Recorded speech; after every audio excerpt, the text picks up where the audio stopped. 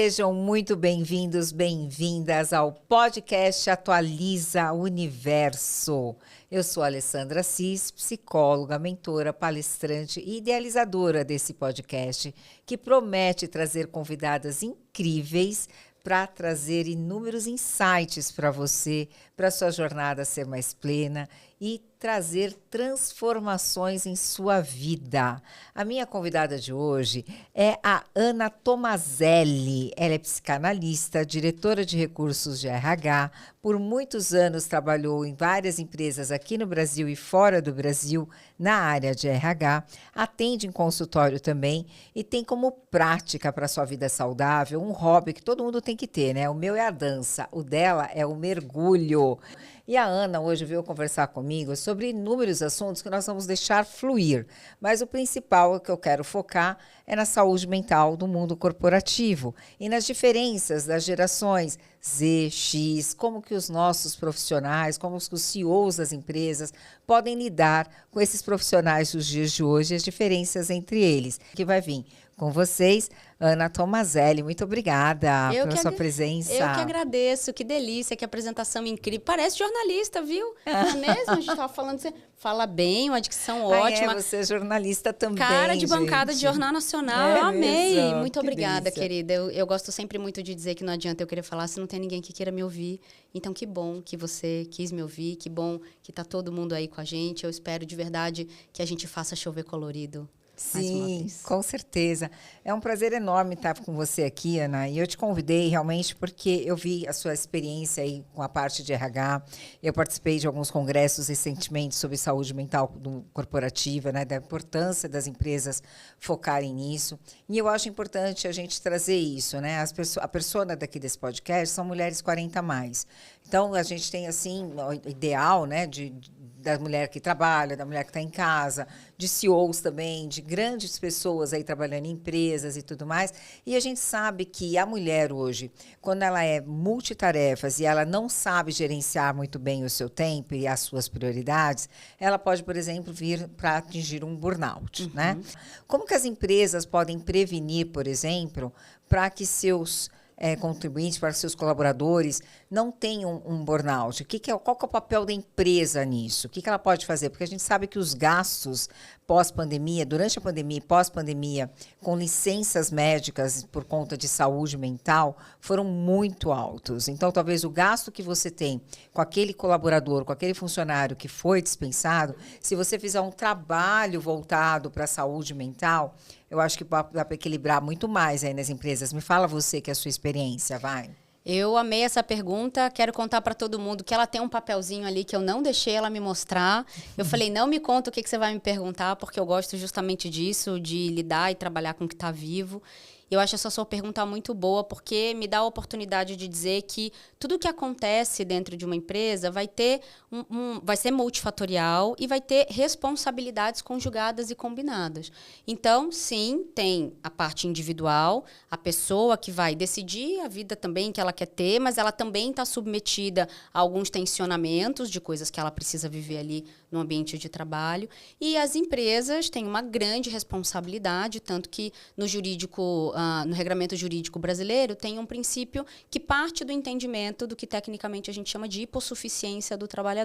Significa dizer que, independentemente, né, da modalidade de contratação de trabalho, mas isso se aplica à CLT, parte-se do princípio de que o CNPJ ele tem mais força do que o CPF, no sentido de dar a regra, dar a ordem, exigir, contratar, demitir e assim por diante. E que diante de uma estrutura, esse CPF ele pode alguma coisa, óbvio, mas ele pode menos do que esse CNPJ. Partindo desse entendimento, a gente precisa compreender que, portanto, as responsabilidades do CNPJ também são maiores.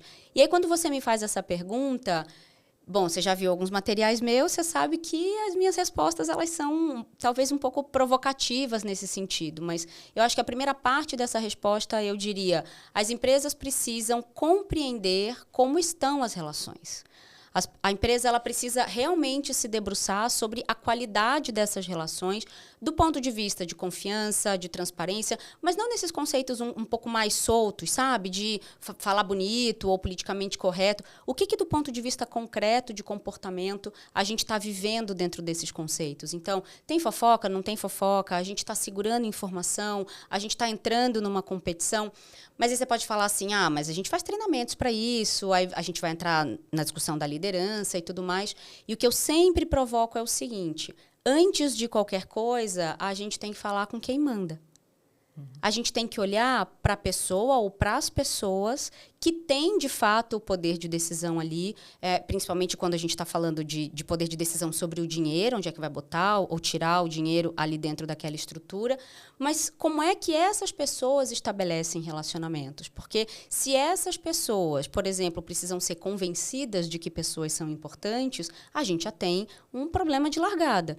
Então, a gente precisa partir do princípio de que pessoas são importantes, de que saúde mental é algo muito necessário e que, portanto, não é só o indivíduo que tem que resolver ser mais forte ou se adaptar ou ter resiliência, que é uma palavra que o RH adora, né? Claro, tem uma série de melhorias que podem ser feitas do ponto de vista individual, mas que a gente também precisa olhar para a estrutura, para o sistema, para as ferramentas de RH, por exemplo, de gestão de pessoas, o que é que a gente está, por exemplo, impondo de reunião fixa, porque em algum momento talvez a gente caia na discussão sobre o tempo, né? Sim. E quando a gente fala em saúde mental, tem uma coisa que eu gosto de puxar, que é a gente nunca fala só sobre saúde mental. E saúde mental a gente não resolve só com saúde mental. O que significa isso? Saúde mental a gente resolve com discussões sobre o tempo. Saúde mental a gente resolve com discussões sobre a diversidade. Então, na ONG que eu fundei, que é o IPFEM, né, o Instituto de Pesquisa e Estudos do Feminino, que é uma ONG de educação em saúde mental baseada em dados. A gente tem um índice que chama Índice Regional de Assimetrias, porque a gente tinha uma hipótese. Será que no mercado de trabalho, num ambiente de trabalho assimétrico em relação a gênero, as mulheres têm mais chances de desenvolver burnout? Era uma pergunta que a gente tinha. Então, a gente pegou a metodologia americana do burnout e aí elencamos alguns comportamentos concretos que acontecem dentro do ambiente de trabalho e cruzamos estatisticamente a partir das respostas.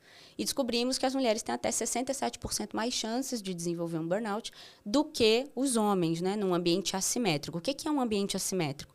Um ambiente onde eu não tenho o mesmo tempo de reunião que os homens, onde eu não posso falar, onde eu não sou ouvida, né? Não sou considerada. Gera mais estresse, né? Gera mais estresse, eu não sou considerada para promoção, alguém sempre me interrompe, rouba a minha ideia, sem contar as questões mais conhecidas de assédio, etc. Então, significa dizer que além dos atributos que vão incidir para a gente ter um burnout, então, sobrecarga de trabalho, a recompensa, a sensação de insegurança, etc., a gente ainda tem a questão de gênero e queremos produzir um outro índice sobre a questão de raça, porque muito provavelmente a gente também vai encontrar números que são um pouco tristes, mas eu gosto do diagnóstico porque aponta para o que a gente precisa fazer. Então, acho que as empresas, primeiro, elas precisam ter coragem de olhar para isso na vida real, parar de repetir um pouco essas coisas clichês ou de ficar fazendo programas mais assépticos nesse sentido, ou só para dizer que estão fazendo, a partir da pessoa ou das pessoas que de fato mandam. E essas pessoas encabeçarem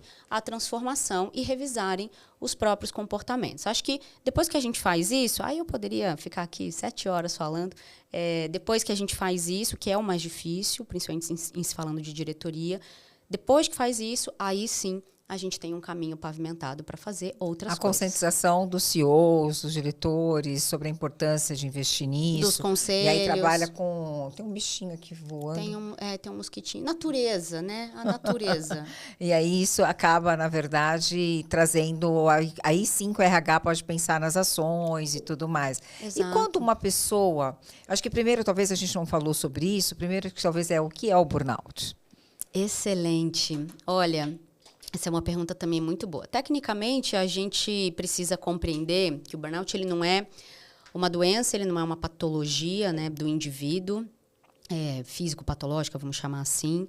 ele é mesmo que ele tenha passado a constar no Código Internacional de Doenças, né, na CID, ele não é uma doença caracterizada por uma condição sintomática única, vamos chamar assim.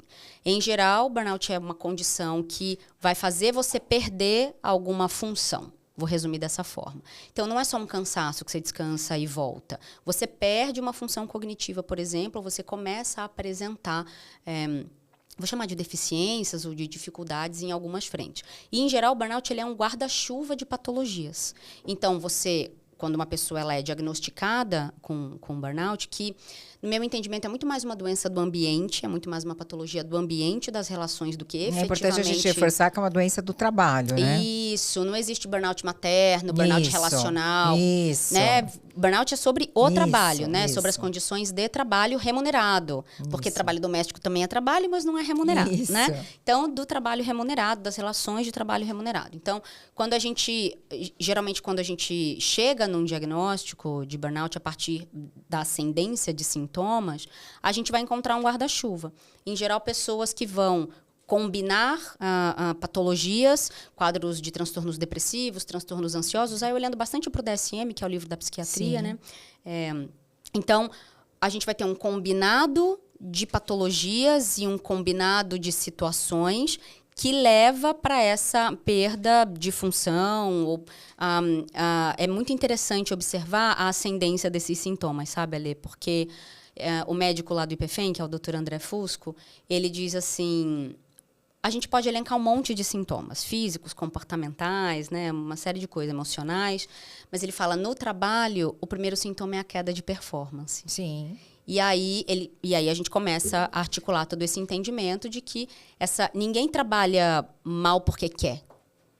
Ninguém fala assim, eu vou trabalhar mal, eu vou fazer mal. Claro, se a pessoa estiver tentando uma demissão, mas aí a gente está falando das condições normais de temperatura e pressão e das pessoas com postura ética, né, para sustentar, enfim, um bom comportamento. Estou falando de algo que ninguém vai trabalhar mal, vai colocar a sua carreira em risco, a sua reputação em risco, deliberadamente, vamos chamar dessa forma. Quem quer realmente ser demitido teria esse comportamento. Exato. Então, a hora que a gente começa a ter uma queda de performance, e em geral, a gente observa que excelentes profissionais, por serem excelentes profissionais, vão ganhando mais trabalho, mais trabalho, mais trabalho, mais trabalho. E aí chega na saturação, não só empática, mas na saturação mesmo de entrega.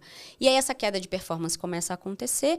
Aí, claro, imagina, você começa a ficar incomodada, porque como assim? Eu não estou rendendo, eu não estou fazendo, eu não estou conseguindo concentrar. E tem gente que não consegue mais abrir o WhatsApp, né? Tem uma fobia social, uma fobia de WhatsApp também e tal. E até chegar num lugar em que, nossa, onde eu coloquei isso? Aí começa a bater o carro, aí começa não sei o quê, aí não consegue levantar da cama, memória. Irritabilidade, tristeza, insônia. Até travar, apagar, explodir, etc. E quando eu falo de perda de função, tem gente que não consegue mais dirigir. Sim. Tem gente que não consegue mais se concentrar para montar uma planilha, um PowerPoint. Tem gente que não consegue mais dormir. Então, quando a gente perde uma função, né, quando algo se rompe ou algo se quebra, de fato, e aí o burnout tem alguns níveis, né, de fato, a gente chega num ápice que, às vezes, não é reversível. Isso é muito importante de frisar. Então, as pessoas falam assim, não, tira férias, tira um sabático, né? Eu escuto muito isso, por que você não tirou um sabático? Tem coisa que não volta. Então, inclusive, tem algumas discussões de se isso não é um trauma, né? Se não instala ali mesmo uma literatura de trauma na pessoa, entende? E porque quando a própria pessoa não percebe isso, se ela tem ali uma função autorrealizadora ou é muito workaholic, e não percebe, não consegue colocar limite, né? Não lê o livro Essencialismo, enfim. Quando a pessoa não tem essa prática, como que o RH ou os superiores, enfim, podem sinalizar e observar que essa pessoa está caminhando para um burnout? Vocês têm essa percepção? Sim. O pessoal do RH consegue perceber? Tipo, fulaninho ali não está bem. A gente chama de reconhecimento de sintomas. Isso é uma disciplina inteira do meu MBA. Eu ensino muito para os gestores o reconhecimento dos sintomas, só que eu queria fazer algumas pontuações. Tá bom. Essa coisa de dar limite, é claro que a gente precisa construir musculatura emocional para isso, mas a gente também precisa entender que dar limite vai depender do marcador social que você ocupa. culpa. Então, para uma mulher negra com 3 filhos, que precisa sustentar a casa sozinha, não tem reserva, etc., vai ficando um pouco mais difícil entregar um limite, porque quando você dá limite, você assume alguns riscos. Primeiro é o de não ser amada. E aí eu uso essa imagem basicamente para dizer, a pessoa pode gostar, deixar de gostar de você e você perde ali aquela relação, mesmo que seja uma relação de trabalho. Segundo é, de fato, você sofrer uma retaliação. Você ficar na geladeira, você não ir para uma promoção, ou você mesmo ser desligada da empresa. Então, esse limite, e principalmente dependendo de quem recebe o limite, se for um superior hierárquico, por exemplo, a gente assume muitos riscos, né, na vida, quando a gente fala de um ambiente de trabalho que é tensionado pelo punitivo, sendo esse punitivo final uma saída, por exemplo, mas a gente também pode falar de assédio e várias outras coisas. Então, acho que essa conversa sobre o limite, ela é uma conversa muito importante, porque ela precisa ser articulada em 2 pontas. Na ponta da pessoa que precisa aprender, né, ou exercitar o limite, e como é que a gente faz isso, mas também na ponta da pessoa que precisa reconhecer que ela está passando do limite. Então, eu estou falando isso pelo seguinte, no ativismo de gênero, é muito comum a gente se concentrar em ensinar as mulheres a se posicionar, que eu acho super válido e tem que ir mesmo, né? Só que a gente precisa começar a falar com os homens sobre não passar do limite, sobre não romper esses limites. Que limites são esses e o que a gente vai combinar? Entende? Porque quando a gente fala de garantia de direitos, a gente precisa falar sobre reconhecimento de deveres. Estou dando o exemplo de gênero, mas isso acontece entre os mesmos gêneros também. Entende? Então, a hora que a gente vai conversar sobre isso, a gente precisa começar a articular todas as pontas envolvidas. Eu acho que essa é uma primeira coisa importante que, veja, não é se colocar na postura de vítima, muito pelo contrário, mas também é saber que, por mais que a gente tenha o autoconhecimento, o autodesenvolvimento, a postura, etc., às vezes nós estamos submetidas a uma circunstância que realmente aquilo ali trava a gente, ou não é possível, o risco é muito grande para aquele momento da vida, e não é porque eu não consigo, ou eu não quero, ou eu me submeto, é porque, de fato, o preço a pagar é muito grande. E aí, para cada pessoa, vai ser de um jeito diferente. Mas, quando a gente fala de reconhecimento de sintomas, a gente precisa também compreender que tem algo também no regramento jurídico brasileiro, que é o diagnóstico, a condição de saúde de cada pessoa é confidencial, protegido por lei. Isso pelo Conselho Federal de Medicina, os conselhos regionais de medicina, inclusive. Então, protocolo médico, diagnóstico médico, né, toda a parte de laudo, dossiê, etc. Se você tiver qualquer coisa, você tem o seu direito garantido de que você não precisa contar para ninguém. Sim. Isso é protegido.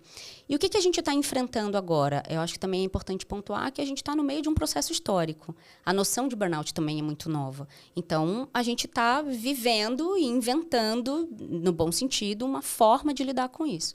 Então, quando a gente fala sobre reconhecimento de sintomas, na minha análise, a gente precisa tomar cuidado com os diagnósticos de TikTok, principalmente quando a gente fala de ansiedade, depressão e narcisismo, né? Isso é muito importante porque colar a etiqueta nas pessoas é perigoso.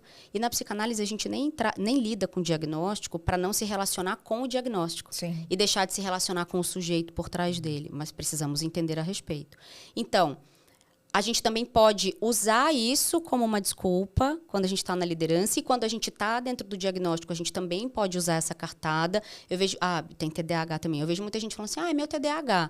E às TDAH vezes, adulto, então, né? e muitas vezes a pessoa não tem nem laudo, nunca foi no psiquiatra, né? Não faz tratamento. Autodiagnóstico. Exato. Então, acho Tomando Venvance. Pois é, eu acho que a internet cumpre uma função excelente de ganho de consciência, de reconhecimento inicial das coisas, mas a gente precisa ser um pouco mais criterioso e lidar com isso de uma forma um pouco mais séria. Então, por que eu estou falando tudo isso? Porque a liderança, principalmente, o RH, quando começa a observar um agrupamento de sintomas que apontam para uma direção de esgotamento, chamar de esgotamento Sim. antes de chamar de burnout, que apontam para uma direção de esgotamento, essa abordagem ela precisa ser muito bem direcionada, porque você corre o risco de cometer um assédio, você corre o risco de coagir a pessoa, né? A pessoa se sentir coagida a falar sobre a saúde dela, que é protegida por lei. Ela pode se sentir extremamente desrespeitada, atravessada, etc. E a minha grande pergunta é, o que você faz com isso se você realmente descobre ou percebe Sim, e realmente exatamente. confirma que O tem a uma empresa condição. deve fazer? Porque a primeira coisa, e aí dependendo do tamanho da empresa e dos recursos, a primeira coisa é você não serve. E aí é por isso que o diagnóstico é protegido por lei. Para que o diagnóstico não seja a causa É que, na verdade, de a uma gente fala da saída. saúde psicológica nas empresas, né? De você poder Isso. falar sobre as suas patologias e tudo mais. Eu tenho uma experiência muito grande clínica, e com pacientes em clínica e tudo mais, e infelizmente, não vou dizer aqui a empresa, o tipo de empresa, mas eu tenho um número muito grande de pacientes de um tipo de empresa X. Mas quando eles são afastados por depressão, por exemplo, quando eles voltam, é como se eles tivessem lepra. Como se tivesse alguma doença assim, tipo, absurda, sabe? Eles são extremamente estigmatizados. E muitas vezes eles não voltam para o cargo que eles estavam antes. E passam um tempo, eles são desligados da empresa. Pois é, Então, porque por não mais tem que a perfil. empresa diga que é humanista, que é isso, que é aquilo, que os valores, né, a missão da empresa e tudo mais seja X, Y, Z, na hora, a minha experiência de 30 anos atendendo é que, infelizmente, se você vai dizer tudo, e se você é afastada por uma depressão, por exemplo, quando você volta e você está no cargo bom, numa diretoria, enfim, você não volta para esse cargo. Pois é. É como se você tivesse ficado com um carimbo, sabe? Essa conversa ela é tão importante, Ale, porque essa é a discussão da vida real. E aí leva a gente para uma reflexão que é o seguinte: como é que resolve? Isso. Porque é o seguinte, mesmo em cargos menores, muitas vezes a pessoa nem volta. E aí algo acontece, não está no perfil, né? Corte de tá no custos, perfil, etc. É o clássico. E aí, o que acontece? Quando a gente se pergunta como é que resolve, essa resposta ela também é muito capilarizada, porque a pessoa que também decide pela saída desta pessoa que volta, ou que nem volta, ela também está pressionada para entregar um resultado que com alguém que não está pleno de saúde, ela também não entrega. Então, são tantas camadas para a gente discutir e avaliar que eu volto para o começo da nossa conversa, que é cadê a pessoa que toma a decisão para orientar os contornos, os manejos, do que a gente vai abrir mão, o que a gente vai flexibilizar. Então, essa conversa, para além das relações entre pessoas físicas ou entre cargos, ela é uma conversa sistêmica, dentro, claro, do organismo da empresa e depois para fora também. Então, na prática, é exatamente isso. Do mesmo jeito que, vou fazer uma comparação bem ruim, mas para ficar didático, a empresa fala, eu quero pessoas questionadoras, eu quero gente que assim, vai desafiar o status quo. E aí, quando recebe alguém rebelde... A geração Z. Quando recebe alguém rebelde, reclama. Fala, ué... Mas a gente não queria alguém questionador que pensa fora da caixa, aquelas coisas. Pensa fora da caixa, tal. Sangue novo, ideias oxigênio novas. e tal. Você fala, gente assim dá trabalho. Gente assim toma mais tempo. Como que está o perfil da geração Z hoje em dia nas empresas? Que Eu tenho, pergunta assim, boa. visto... O que você acha? Bom, da minha experiência, atendendo algumas pessoas nessa faixa etária, eles prezam bastante, assim... Eles ficam um tempo naquela empresa, mas se aquilo não estiver devolvendo para eles... Por exemplo, minha geração, workaholic total. Né? Então, trabalhando cada vez mais e tal. A geração Você tem deles, mais de 40? Não. Tenho. Ah, tá bom. É a nossa geração, então. Excelente, é isso aí. Tenho. Então, trabalhando muito, cada vez mais, uma ideia, né, errada de trabalhar mais para ganhar mais, enfim.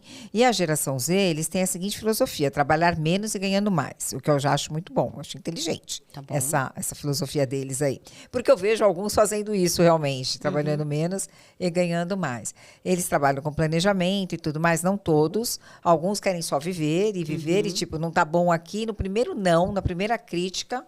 Ele sai dessa empresa aqui e vai para outra. Baixa tolerância a receber críticas, por exemplo. Tá. Não está bom aqui, ou tem muitas regras e tudo mais, sai daqui e vai para outra. Então, divide-se também. Então, tem aquela geração Z, daquela pessoa que está ali com propósito, com a meta, com planejamento e muito focado, extremamente focado, e conseguem realmente fazer o 1 milhão lá, que eles falam antes dos 30. Eu tenho esse perfil, tenho alguns conhecidos que fizeram isso.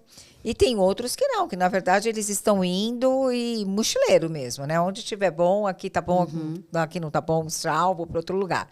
Como que você, que trabalha aí com várias empresas e dando palestras e tudo mais, tem visto quais estão sendo os desafios, na verdade, das pessoas que têm como colaboradores a geração Z? Eles trazem realmente...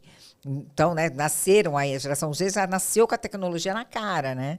Então, eles trazem ali inúmeros conhecimentos e tudo mais, mas como lidar com esse perfil do tipo, vamos dizer, talvez, às vezes, o mimimi, né? Não aceita uma crítica, uma observação, uma função, uma regra. Estão sempre extremamente questionadores. Como que, que os gerentes, né? Enfim, as Como pessoas é que o pessoal superiores da nossa idade, né?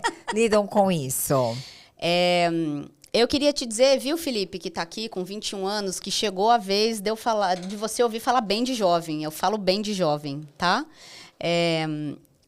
E eu acho que eu vou ter que voltar mesmo muitas vezes, porque esse assunto, ele é longo. Tá. Ele é longo pelo seguinte, Alê. O jovem, ele não dá em árvore, né? Ele não deu em árvore. Eu tenho um filho de 25 anos e um filho de 15. Comecei cedo, né? Vou fazer 43. Sou uma jovem senhora de quase 43 anos. Fui mãe aos 17. Tenho, portanto, 2 meninos, cisgênero, né? Brancos, héteros, assim, uma loucura. Um negócio, um padrão impossível. Louro, olho claro, sabe assim? Topo de cadeia, topo de pirâmide. Héteros. E essa conversa, ela é uma conversa que precisa começar na gente. Porque, primeiro, a pergunta que a gente precisa se fazer é de que geração Z a gente está falando. Porque quando eu ouço a sua descrição e ela se aplica a um grupo de jovens, sim, ela se aplica ao grupo de jovens privilegiado do eixo sul-sudeste Brasília. Majoritariamente pela minha experiência, pelas minhas andanças. Falando da minha experiência também. Isso, exatamente. São as pessoas que é uma experiência procuram, né? urbana, né, central, com privilégio social, etc., que muitas vezes ascenderam porque nós construímos um patrimônio e criamos esses filhos com um pouco mais... Porque o que a gente, quando tem filho, diz? Não, eu vou criar meu filho para não passar pelo que eu passei, para não baixar a cabeça, para não se curvar, certo? Para não se submeter a certas coisas. E aí, quando a gente chega no mercado de trabalho, a gente, com mais de 40 anos, a gente não quer lidar com o filho do outro que foi criado do mesmo jeito. Ele não vai se submeter. Mas ele foi criado para isso. Que a gente criou os nossos assim. Então, essa coisa de, no ambiente particularizado familiar, a gente criar um filho para começar de um lugar mais adiante e mais privilegiado do que a gente começou, não estou falando de herdeiros, né, herdeiros de helicóptero, tá bom? Estou falando também da vida mais próxima nossa. A gente, como pai, como mãe, como cuidadores, quando esse filho chega em casa reclamando do trabalho, qual é a primeira coisa que se faz? Você não precisa disso. Você não precisa passar por isso. A maioria, tá? Você não precisa passar por isso. Já começou lá na escola, quando a professora chamou a atenção. Aí, eu tô pagando. Aí você vai fazer eu me apaixonar demais por você. Porque quando a gente diz que esse jovem não aceita crítica, o que é que a gente tem defendido na criação das crianças hoje? Já há alguns anos. Muito num espectro que vai para um lugar... E aí, eu vou ser bem pejorativa agora, porque eu concordo que a criança não tem que sofrer violência. E eu estou falando da violência da autoridade, etc. A criança tem que ser respeitada como um ser que pensa, que tem opinião, né, que tem emoção. Mas essa criança, ela precisa crescer com noção das regras sociais mínimas de convivência em comunidade. E aí, o que eu vejo muitas vezes é um afrouxamento, um esticamento dessa relação na infância, na adolescência, etc. Essa criança que vai crescendo sem borda, com tudo, sem ouvir um não, sem respeitar as pessoas que trabalham para ela, entende? Sem respeitar professor, etc. A gente vai tendo umas perdas de autoridade aí nas últimas décadas. E aí ela chega no mercado de trabalho onde, na minha visão, a única figura de autoridade que persiste até hoje é a do chefe, porque ela é sustentada pelo capital. E aí ela chega no mercado de trabalho onde não vai ser do jeito dela, porque a gente está num processo histórico. A gente não dormiu trocando galinha e acordou trocando moeda. A transição do feudalismo para o capitalismo não foi assim. Então, ela chega no ambiente de trabalho onde ela tem que obedecer a um regramento, que ainda pode não fazer sentido, que para ela esse sofrimento não faz sentido, trabalhar X horas não faz sentido, ela quer fazer academia 10 horas. Tudo bem, se ela pode, se esse jovem pode, ok. Me parece que a frustração está muito mais na gente, porque esse jovem rompe o nosso pacto de sofrimento. Eu não leio que esse jovem quer fazer menos para ganhar mais. A minha leitura é que ele quer fazer o que ele foi combinado de fazer. Ele não quer fazer, não é fazer menos, mas... Não é fazer menos no sentido Horácio, que eu quis dizer, braço curto. Não, eu entendi. Não é isso, é trabalhar menos, né? Mas fazer o que é preciso ser feito, mas trabalhar de uma forma inteligente e ganhando mais. E eu admiro. Então, e é isso. E aí a sensação que eu tenho é que a nossa geração olha para eles e fala assim, meu Deus, por que a gente não fez a mesma coisa?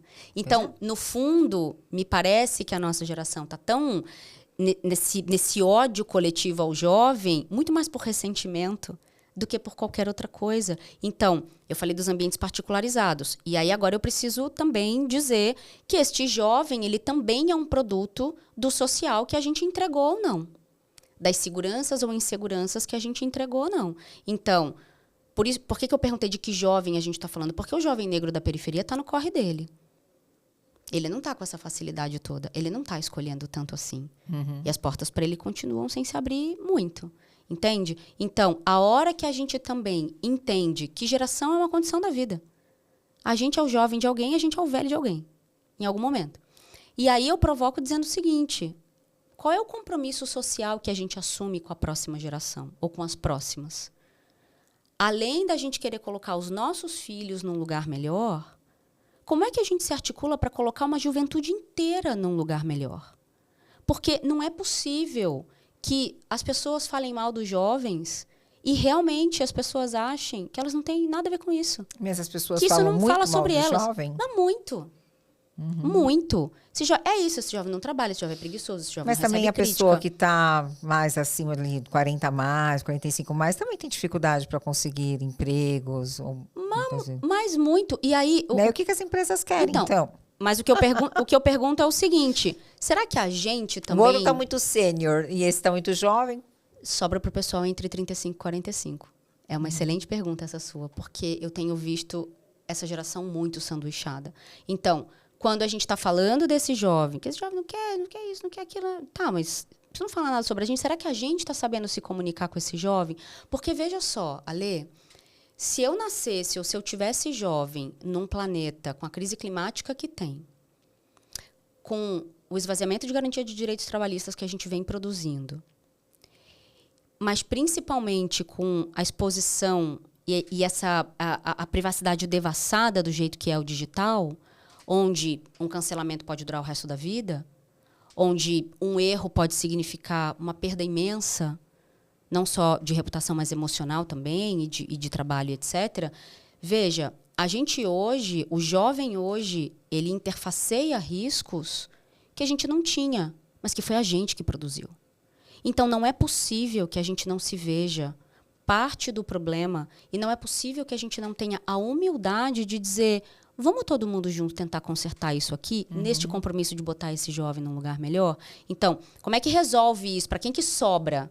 Sobra para quem está ali entre 35 e 45 anos, que é muito jovem, não quero, muito velho, também não quero, né? Que é a discussão do etarismo. Isso. E aí, essa janela, ela está o quê? Sobrecarregada.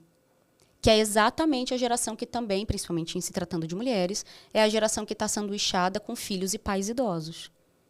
Então, a gente vive um momento muito novo do ponto de vista de tensionamento de saúde mental, do ponto de vista de reverberação de efeitos de saúde mental dentro do ambiente de trabalho, porque eu escuto as empresas dizerem assim, mas não é possível que agora eu tenha que ser responsável por tudo que essa pessoa sofre. Eu digo, não é ser responsável por tudo que essa pessoa sofre, mas você precisa dela produzindo, não precisa. Uhum. E essa realidade que você falou, às vezes acontece muito, né? Então, por exemplo, uma mulher ali na faixa etária dos 45, trabalhando e tal, ela tem os filhos, ela tem, às vezes, os pais idosos ali com algumas necessidades específicas. Como gerenciar isso tudo? Do ponto de vista individual, você diz, dessa mulher? Sim. Ai, Porque a Jesus. empresa realmente, ela entende que tem tudo isso, mas isso, tem mas muita também coisa que não cabe a ela, é né? lógico. E também a gente não pode pedir da Sim, empresa aquilo que ela não tem que dar. sim, exatamente. Eu acho até que a gente já pede muito do trabalho, mas esse é um outro Sim. episódio, viu? Anota aí, viu, o Alex. A gente vai fazer uns episódios aí. Essa pergunta é uma pergunta muito interessante, porque vamos buscar o cancelamento agora, né? Ai, meu Deus. Também... Não, tô falando cancelamento meu, não seu. Não, imagina. Não, é só uma brincadeira para dizer o seguinte, também de que mulher a gente está falando, sabe? Porque se eu junto com esse pensamento de colocar limite, eu gostei muito quando você falou que o público é de mulheres 40 a mais, né? Que é o meu público favorito também, porque eu acho que a gente fala bastante a mesma língua. Eu tenho também desafiado muito as mulheres com mais de 38, 40 anos em condições de privilégio, ou seja, tem uma casa garantida, né, dinheiro, enfim, alguma estrutura, a também se revisarem e se perguntarem com que comportamentos a gente perpetua a sobrecarga. Então, essa é uma pergunta perigosa, essa é uma pergunta que a conversa precisa ser num ambiente muito particularizado, mas no seguinte sentido. Nasce um bebê. E a gente tem toda a questão da discussão paterna. O Brasil tem 5,5 milhões de crianças sem o pai na certidão, e os pais que estão na certidão, né? Essa carga da economia do cuidado acaba ficando para as mulheres. Mas eu vejo situações assim. Esse homem quer dar o primeiro banho no filho. Essa sogra diz, não, ele não sabe dar. É a gente que tem que dar. E essa mulher, realmente, não, sai daqui. E aí você fala, bom, peraí, o que a gente está produzindo aqui, nesse momento? Eu estou falando de mulheres em situação de privilégio, com presença masculina, tá? Estou dando um exemplo. Entendi. E aí, a partir... quanto mais esse comportamento ele vai se repetindo, mais, por exemplo, esse masculino vai se distanciar. Dali 2, 3 anos...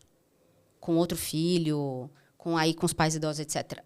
Quando ela está muito sozinha, produzindo esse cuidado também, isso chega num lugar de muita dor e de muita exaustão. Então, antes de responder diretamente a sua pergunta, eu queria puxar um pouco essa reflexão para a gente que está numa posição de privilégio se perguntar quais são os nossos comportamentos que também perpetuam a sobrecarga. Porque, psicanaliticamente, a gente vai entender... Vou fazer uma psicanálise selvagem aqui. Tá. A gente vai entender umas posturas também de arrogância. Também nesse lugar de só eu sei fazer, só eu faço bem, você não sabe nem estender uma roupa, então sai daí. Entende? Então, essa é uma conversa muito perigosa. Porque pode dar essa munição para o masculino de dizer, você também que não deixa fazer. E não é sobre isso. Mas sim, a gente que avançou um pouco mais, precisa compreender que limites são esses também em nós, para que a gente também abra espaço para qualquer outro. Eu dei o exemplo do masculino, mas para qualquer acho outro que mudou um pouco fazer. Isso, né? Será que não? Não, dentro da minha realidade, não, talvez. senhora, dentro do meu senhora. mundinho. Não, senhora, Não. senhora. Porque tem um lugar, Ale, e que a gente discute muito no ativismo de gênero, que é ser amada porque sou útil. Então, ser útil me leva sempre muito mais para o lugar de ser amada. Então, essa é uma conversa importante também. Porque eu não estou dizendo que a mulher produz esse comportamento de propósito, para chutar o homem para fora, nada disso. É que quanto mais eu sou útil, quanto mais eu mostro que eu sou boa, maior é a chance que eu tenho de ser amada, inclusive por esse masculino. Então, é tão multifatorial a coisa, que daí, respondendo diretamente a sua pergunta, acho que cabe muito um inventário sobre a vida, mas não sobre a própria vida dessa mulher, né, como é, mas essa vida como ela gostaria que fosse, a partir desses lugares de, peraí, o que sou eu que estou segurando até a minha mão sangrar? E o que é que eu posso soltar? Vou dar o exemplo de pais idosos. Eu vejo muitas mulheres, e cuido de mulheres muito sobrecarregadas, e elas têm irmãos. E aí eu pergunto assim, mas por que você está fazendo sozinha? É porque se eu não fizer, ninguém faz. O que acontece se você não fizer? Essa mentira que a pessoa que é muito prestativa conta para si mesma, ou insistente, ou controladora. Ou que precisa se ocupar muito do outro para não se ocupar dela própria. Então, a gente vai entender que são muitas camadas para angariar ali afetos, vamos colocar dessa forma, porque muitas vezes o outro até vai fazer, Só não vai fazer, às vezes, no tempo nosso, né? No tempo dela ou do jeito dela. E aí também eu não estou falando daquilo que é ruim, que deixa de qualquer jeito. Não estou falando disso, não. Estou falando de fazer diferente, num tempo diferente, de um jeito diferente, assim por diante. Ou, muitas vezes, a gente toma uma iniciativa muito rápido e a gente vai acostumando os outros também sobre como eles podem se comportar ou o que eles podem esperar. Ah, não precisa, a Lê vai fazer. É, a pessoa que faz tudo, né? É Na isso. família. Então, acho que primeiro é revisar esses comportamentos e fazer um inventário da vida que se quer, delegar aquilo que, enfim, pode ser delegado, né? Deixar de fazer, mas principalmente entender que primeiro eu. Tá. E aí, a gente precisaria de um outro episódio, viu, Alex? Sobre um pedaço da minha dissertação de mestrado que eu vou discutir o que eu tenho chamado de eixo original de opressão a partir do mito de Adão e Eva. O que se espera dessa mulher? Como é que você perdoa a mulher que decide não cuidar? Como que ela é julgada, como que ela é vista. Exatamente. Porque o feminino tem essa coisa do cuidar, né? Exatamente. Isso é uma construção social, religiosa, das religiões abrâmicas que fundaram a cultura no Ocidente, que daí essa é uma outra conversa. E sem julgamento de valor nenhum. Minha formação é cristã. Então, nesse entendimento, como é que você perdoa a mulher que renuncia à expectativa do cuidado? Ah, é super julgada, né? Não é uma questão de perdão, Então, mas acaba sendo muito julgada. Tá todo mundo preparado para isso, será? É verdade, é complicado, né? Mas acho que é o que você falou, acho que essa questão de uma autoanálise, de observar, entender o seu comportamento. Rede de apoio, Isso. uma série de coisas, entende? Isso. Então, Entender seu acho papel, administrar. Como eu disse, eu acho que assim, hoje em dia, para quem busca essas orientações e tudo mais, e também tem uma mudança, né? Acontece bastante. Eu tenho escola também, né? Além de clínica, a gente tem colégio. E hoje a gente vê também nas empresas, nas escolas, bastante famílias que fogem daquele, o que seria o comum, né? Então, às vezes, está a mulher indo trabalhar, o homem ficando em casa. Então, tem umas diferenças, né? Que tem acontecido. sim. Que ajuda um pouquinho. Mas falando nesta mulher aí que quer abraçar tudo, e depois, como é que ela aguenta tudo isso? Pois é, porque o que eu converso muito com elas é, de verdade, eu acho que o próximo passo da transformação social nos ambientes particulares é essa mudança do nosso comportamento, na medida que for possível para cada uma, do ponto de vista de recurso também, né? Então, a gente também produz muita transformação social a partir das nossas decisões e a partir daquilo que a gente decide articular. Por isso que rede de apoio é tão importante. Porque se você faz isso sozinha, dentro de um ecossistema em que está todo mundo fazendo diferente, fica muito mais difícil. Eu adoro uma rede de apoio, gente. Sempre tive. Eu tenho filhos também grandes, igual você. Tenho um menino de 19 e uma menina de 23. E cheguei onde cheguei e trabalhei como trabalhei, porque eu tive uma rede de apoio gigante. Acho que todo mundo deveria ter. Ale. Mas voltando para essa geração Z, eu quero saber mais uma perguntinha aí. Como as empresas podem fazer para atrair e reter essa geração Z? Daquele perfil, daquele que eu falo que tipo, não tá bom aqui, eu já vou pular para o outro. Como as empresas podem atrair mais essa geração Z e reter? Acho que perguntar para eles o que eles querem, né?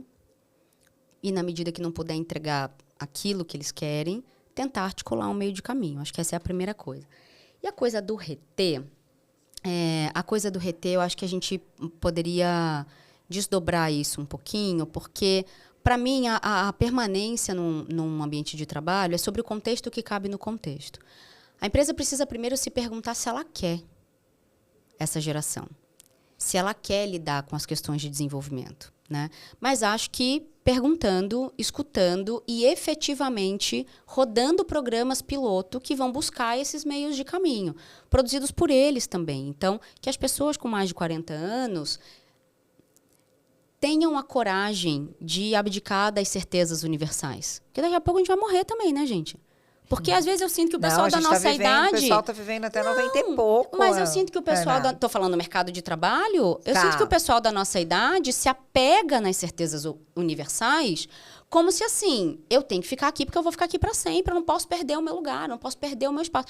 Gente, daqui a pouco a gente vai morrer. A gente vai sair da empresa, vai reinventar a carreira, vai... Sei lá o que a gente vai fazer da vida, né, Alex? Assim, mas, naturalmente, essa geração vai substituir... Como a gente substituiu alguém. Entende? Então, acho que amansar, acalmar um pouco o coração, abrir um pouco o ouvido, né, a escuta, e, de fato, se disponibilizar para desenhar meios de caminho, inventar um jeito de trabalhar. Porque a gente trabalha do jeito que trabalha porque a gente inventou isso. Que, às vezes, as pessoas falam do capitalismo como se fosse o sol que sobe e o sol que desce, né? As estações que se sucedem. Não, a gente inventou esse jeito. E aí, a sensação que eu tenho é que agora a gente está inventando um outro jeito. Ah, mas esse jeito não vai dar dinheiro. Mas essa coisa do dar dinheiro trouxe a gente até onde? A coisa do fazer sempre mais com menos em menos tempo, ela não vai mais se sustentar. E é isso que essa geração está fazendo pra gente. Eu não quero ter dinheiro que nem vocês, que foi o meu primeiro vídeo que viralizou, né? E tá divorciado, medicado, com a pálpebra tremenda. Eu não quero pagar esse preço. E aí, quando eles falam isso... Eles falam mesmo Eles isso. parecem desertores. Como assim? Eu me sacrifiquei tanto para te dar uma vida boa. E aí, a gente precisa também se questionar por que a gente ainda está sustentando eles. Tá. Porque eu recebo gente no consultório que diz assim, meu filho não faz nada, não sei o quê, Tá, quantos anos tem seu filho? 25. Onde é que ele mora? Na minha casa. O telefone que ele tem, quem comprou? A internet que ele usa, quem é que paga? A comida que ele tem na mesa todo dia vem da onde? Então, do que a gente está falando aqui? Exatamente, é isso. Muitas dicas, né? Mas como a gente disse, você vai ter que voltar uma outra vez. Já Não deu acabou? pra gente conversar sobre tudo. Credo, Alex, que Foi coisa muito horrorosa. tempo. Horrível, né? Felipe, faz alguma coisa, eu tô falando bem de você aqui.